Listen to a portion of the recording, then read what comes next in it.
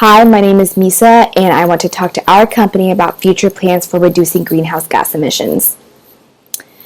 What will our environment look like 20 to 30 years from now if we manufactured and treated the environment the same way that we do right now? The impact of climate change would be poor air quality, large masses of land submerged beneath the surface, extreme weather conditions, and more. I'm here to tell you that we can take action and reduce our impact as a company, and it all starts with advocacy. This will be our agenda for today. I will be providing you with background information, starting with economy and ending with legislation, because I believe that this is crucial to give our company enough facts to collectively advocate for a policy that will promote sustainability and longevity.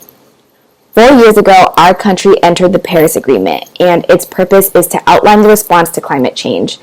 One of the more well-defined goals is to keep global temperature rise to a maximum of 2 degrees Celsius.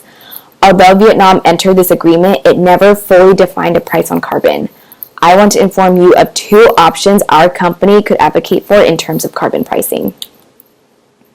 Let's start off with cap and trade. The cap refers to an upper limit placed on the amount of pollution that can be produced by a company.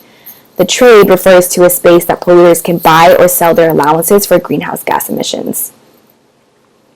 Our other option is the carbon tax. It is essentially a fixed price per unit placed on carbon emissions. I want to first talk about Vietnam's economy. As of 2019, Vietnam is ranked 45th globally in gross domestic product, worth approximately $262 billion US. Economic and political reforms over the past 30 years have transformed Vietnam from being one of the poorest nations to a lower middle income country. This is a chart of Vietnam's projected gross domestic product growth rates. As you can see, there is a large drop in percentage for the year 2020 due to the current pandemic. However, Vietnam's fundamental strength and resilience will allow for the return of pre-pandemic growth rates of approximately 7%. Key industries that will support this growth include food processing, garment and textiles, and manufacturing. Now moving on to the environment, I want to begin with our topography.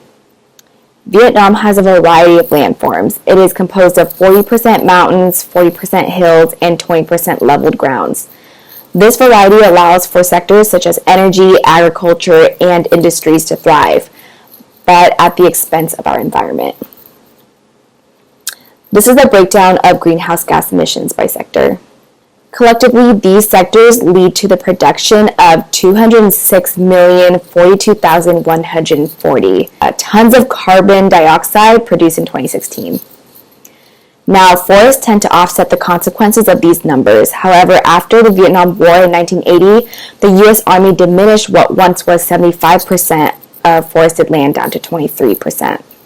So what is our government doing about this harm to our environment?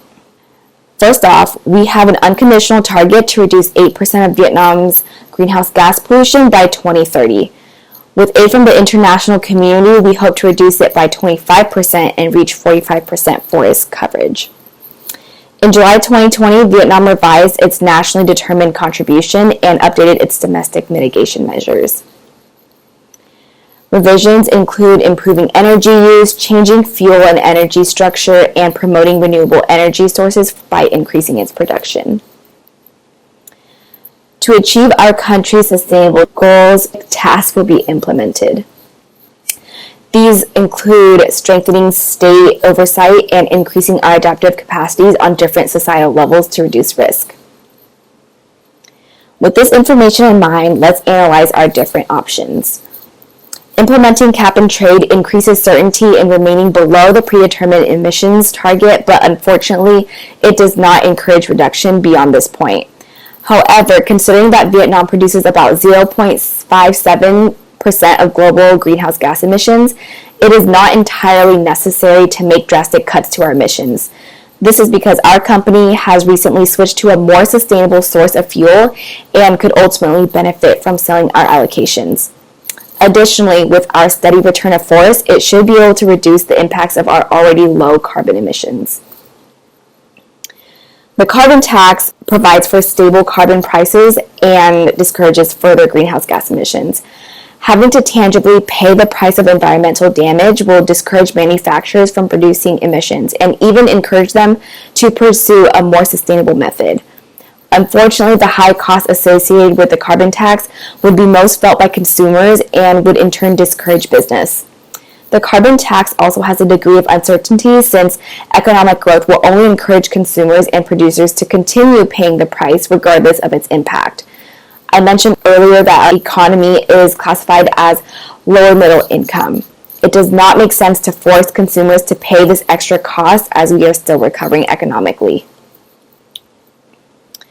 With that in mind, our company will soon be implementing a program that encourages sustainability and reduces greenhouse gas emissions. It is also in our best interest to advocate for the program that is not only advantageous to us, but more so the environmental quality of Vietnam. That concludes my presentation. I will be leaving these brief points to consider on the screen while I answer any questions that you may have. Thank you.